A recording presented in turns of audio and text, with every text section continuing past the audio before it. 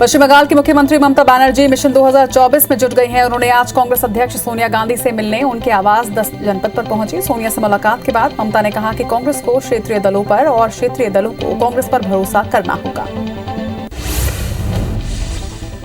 सोनिया से मुलाकात के बाद ममता बनर्जी ने कहा कि कांग्रेस अध्यक्ष ने मुझे चाय पर बुलाया था। राहुल जी भी वहां पर मौजूद थे। हमने राजनीतिक परिस्थितियों, पेगासस और कोरोना की स्थिति और विपक्ष की एकता पर चर्चा की। ये बहुत ही अच्छी मुलाकात थी। मुझे लगता है कि भविष्य में इसके सकारात्मक परिणाम सामने आएंगे।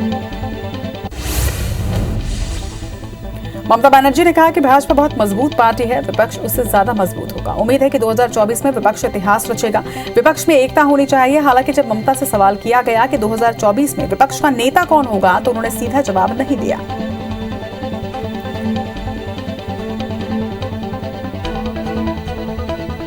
पश्चिम बंगाल की मुख्यमंत्री ममता बनर्जी ने मुख्यमंत्री अरविंद केजरीवाल से मुलाकात की। इस दौरान दोनों नेताओं के बीच कई मुद्दों पर चर्चा भी हुई।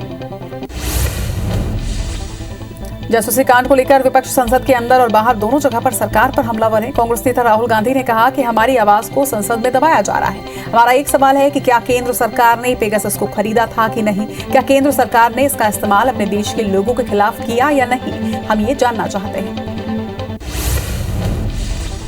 राहुल गांधी ने कहा कि हम पेगासस पर चर्चा चाहते हैं, लेकिन सरकार पेगासस पर चर्चा करने से मना कर रही है। स्पष्ट तौर पर सरकार ने कुछ गलत किया है। सरकार ने कुछ ऐसा किया है जो देश के लिए खतरनाक है, वरना वो कहते कि आइए और चर्चा कीजिए। इधर केंद्रीय मंत्री अनुराग ठाकुर ने पलटवार करते हुए कहा कि सरकार चर्चा के लिए तैयार है। अगर विपक्ष के लोग मंत्री जी के हाथ से स्टेटमेंट लेकर उसे फाड़ेंगे, उत्तर दे रहे मंत्री पर कागज फेंकेंगे, तो ये परिदृश्य भारत के लोकतंत्र के लिए सही नहीं है। वहीं राहुल गांधी के बयान पर संबित पात्रा ने यह आरोप लगाया कि राहुल गांधी सहित विपक्ष के तमाम नेता सदन की कार्रवाई नहीं चलने दे रहे हैं। राहुल कह रहे हैं कि उनके फोन में हथियार है, उन्हें पुलिस में शिकायत दर्ज करवानी चाहिए। क्या कारण है कि वो फोन की फॉरेंसिक जांच नहीं करा रहे हैं? उनके मोबाइल में आखिर ऐसा क्या है जो कि वो जांच कराने से डर रहे हैं? अगले साल की शुरुआत में 5 राज्यों में होने वाले विधानसभा चुनावों को लेकर राजनीतिक दल तैयारी में जुट गए हैं। इस बीच केंद्रीय चुनाव आयोग ने भी आगामी चुनावों को लेकर अपनी तैयारियों को लेकर मंथन शुरू कर दिया है। इसी कड़ी में आज केंद्रीय चुनाव आयोग में एक बैठक हुई, जिसमें 5 राज्यों के चुनाव आयोग शामिल हुए। अगले साल की शुरुआत में उत्तर प्रदेश, पंजाब, उत्तराखंड, गोवा और मणिपुर में विधानसभा चुनाव होने हैं। उत्तर प्रदेश में 400 से ज्यादा विधानसभा सीटें हैं और कोरोना काल में इतने बड़े राज्य में चुनाव को संपन्न करवाना केंद्रीय चुनाव आयोग के लिए भी एक बड़ी चुनौती ही कहा जा सकता है। कर्नाटक में बसवराज बोम्मई ने आज सीएम पद की शपथ ले ली। राजभवन में राज्यपाल थावरचंद गहलोत ने बसवराज को पद की शपथ दिलवाई। पूर्व मुख्यमंत्री बीएस येदियुरप्पा ने ही मंगलवार को उनके नाम का प्रस्ताव रखा था। बसवराज के मुख्यमंत्री पद की शपथ लेने पर प्रधानमंत्री नरेंद्र मोदी ने उन्हें बधाई दी है। वहीं पीएम मोदी ने कर्नाटक के नए मुख्यमंत्री बसवराज बोम्मई को बधाई दी। उन्होंने लिखा कि बोम्मई जी को कर्नाटक के सीएम के रूप में शपथ लेने के लिए बधाई। वो अपने साथ समृद्ध विधायी और प्रशासनिक अनुभव लेकर आए हैं। मुझे विश्वास है कि वो राज्य में हमारी सरकार द्वारा किए गए काम को आगे बढ़ाएंगे। फलदायी कार्यकाल के लिए शुभकामनाएं।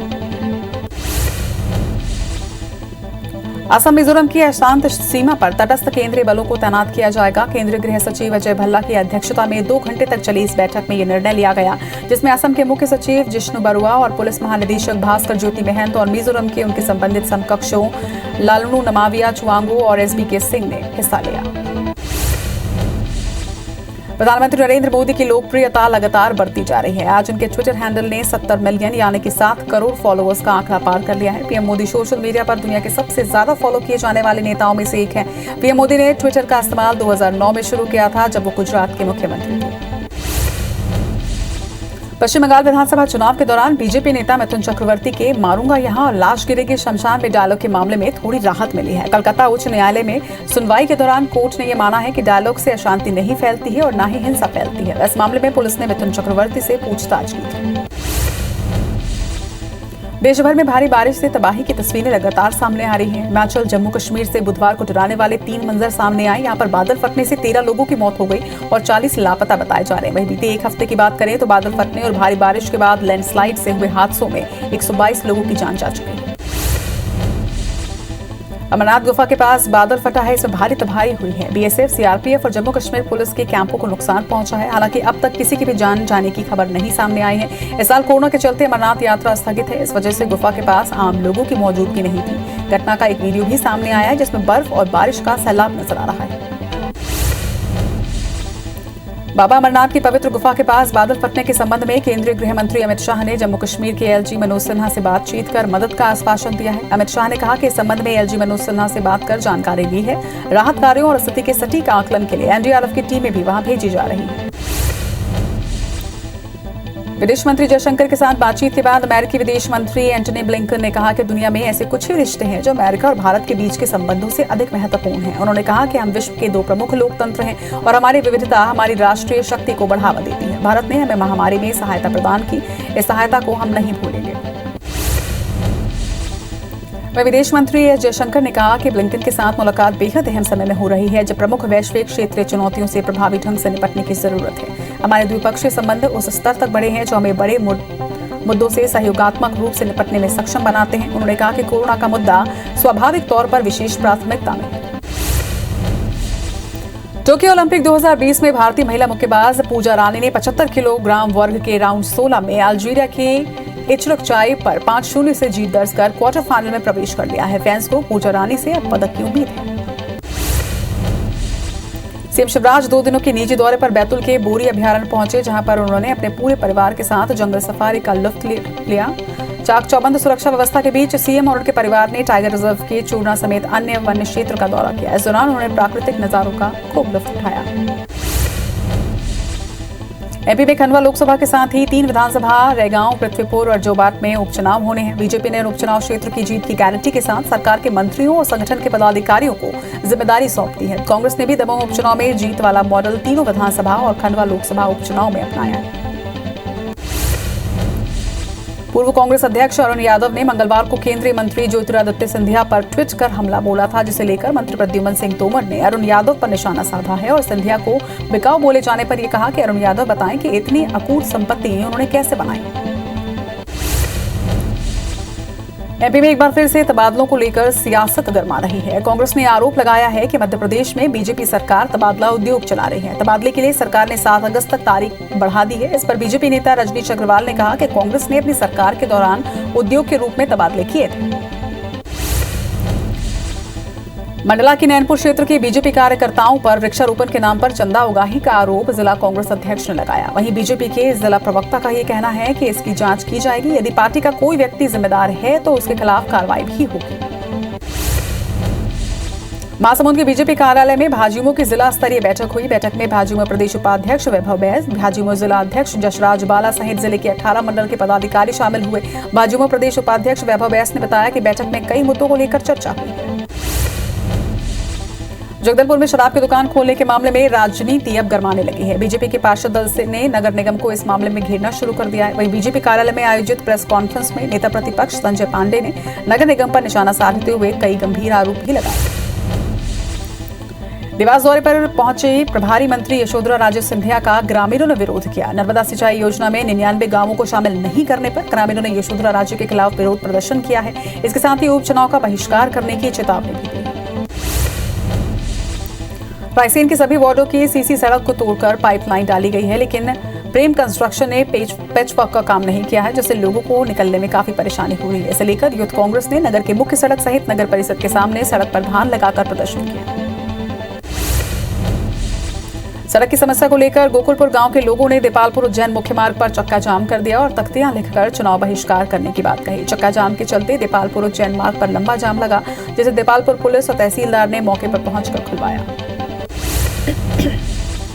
एमपी में नगरीय निकाय चुनावों से पहले सरकार का फोकस खराब सड़कों पर है। चुनाव से पहले सरकार शहरों की खराब सड़कें दुरुस्त करवाना चाहती है। पीडब्ल्यूडी मंत्री गोपाल भार्गव ने यह दावा किया कि बारिश के बाद जबलपुर में एक भी सड़क खराब नहीं मिलेगी, जिसे कांग्रेस ने चुनावी पैंतरा करार दिया है।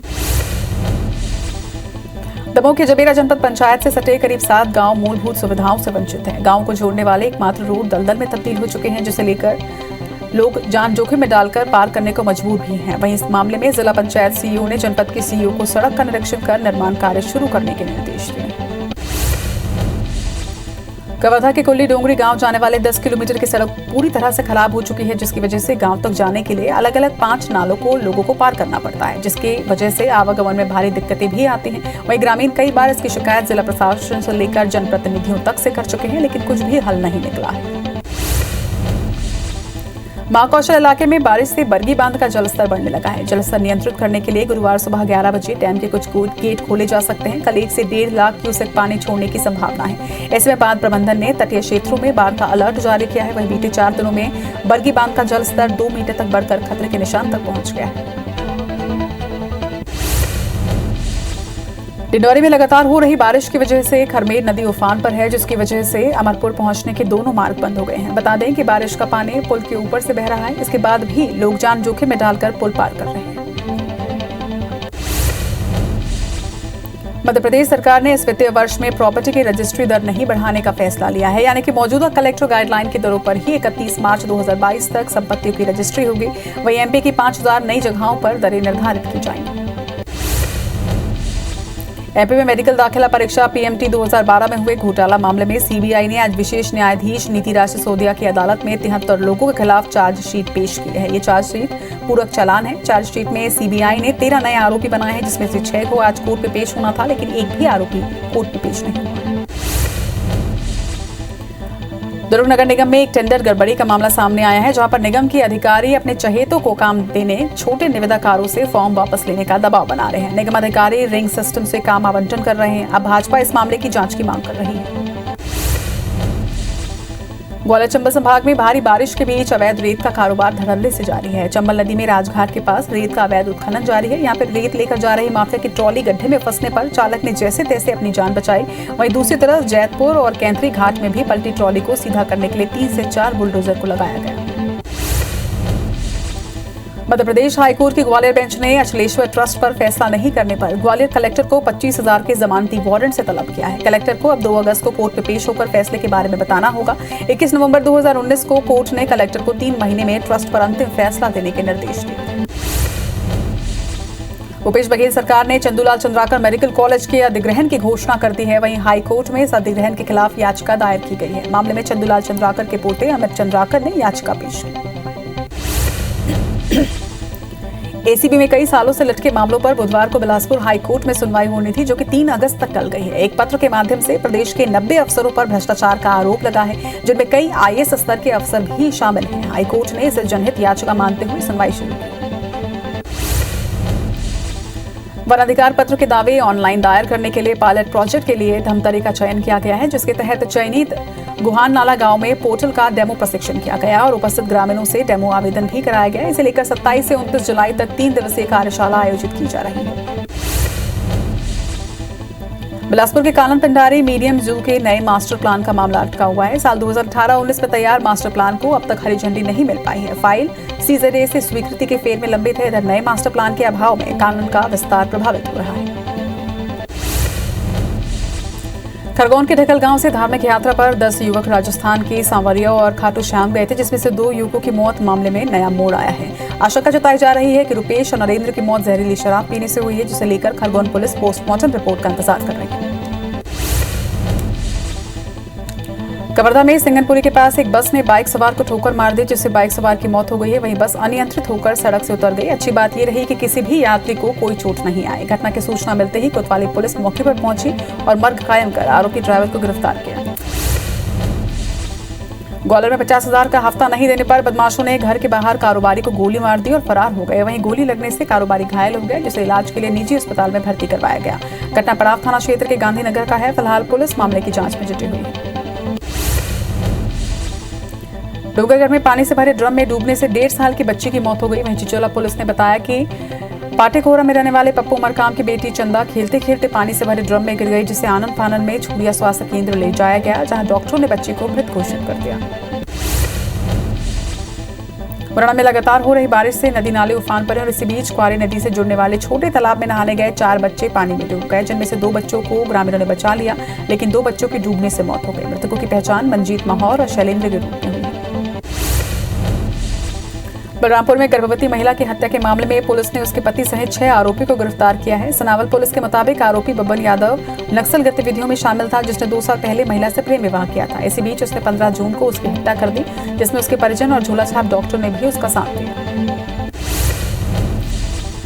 जबलपुर के सिहोरा थाना क्षेत्र में हुई शिक्षक की हत्या मामले में पुलिस ने एक महिला सहित 4 आरोपी को गिरफ्तार किया है। पुलिस के मुताबिक पैसों के लेन देन को लेकर आरोपियों ने पहले शिक्षक मेंबर पटेल की गला दबाकर हत्या की और फिर शव को बोरे में भरकर जंगल में फेंक दिया।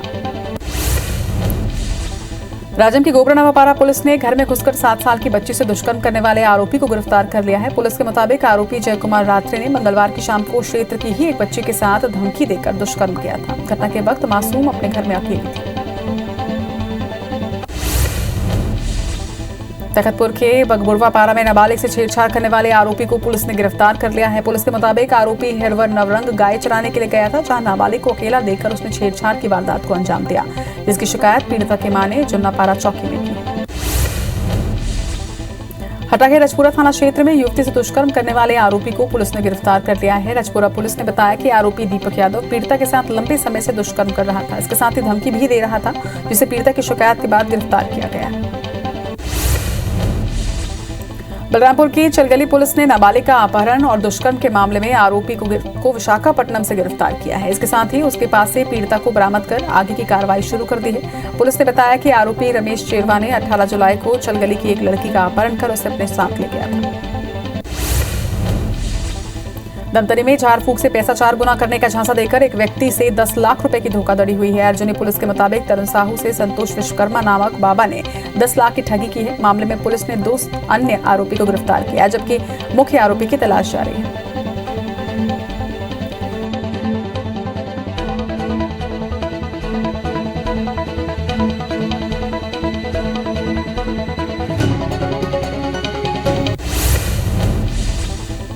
मानो प्रतापपुर ब्लॉक में एक विदेशी महिला ने पहले फेसबुक में रिक्वेस्ट भेजी और फिर मैसेंजर से बात कर विदेश में बिजनेस और नौकरी का झांसा देकर 12 लाख रुपए ठग लिए। पुलिस के मुताबिक मानो प्रतापपुर के रहने वाले बसंत प्रकाश कुर्रे के साथ 12,36,000 रुपए की ठगी हुई। मामले की जांच जारी है।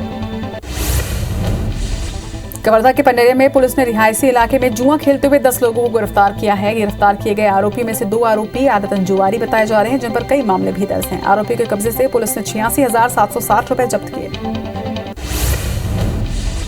छिंदवाड़ा की कुंडीपारा पुलिस ने सेक्स रैकेट का भांडाफोड़ करते हुए 8 लोगों को गिरफ्तार किया है, जिसमें 5 पुरुष और 3 महिला शामिल हैं। एसपी विवेक अग्रवाल ने बताया कि शहर में अनैतिक गतिविधियों की मुखबिर से सूचना मिली थी, जिसके बाद टीम बनाकर ये कार्रवाई की गई। जबलपुर लोकायुक्त की टीम ने बालाघाट तहसील कार्यालय में पदस्थ पटवारी शैलेंद्र हरिनखेड़े को 10,000 रुपए की रिश्वत लेते हुए गिरफ्तार किया। पटवारी ने अभय मेश्राम से नामांतरण के लिए 20,000 की रिश्वत मांगी थी, जिसकी शिकायत पीड़ित ने जबलपुर लोकायुक्त में की थी।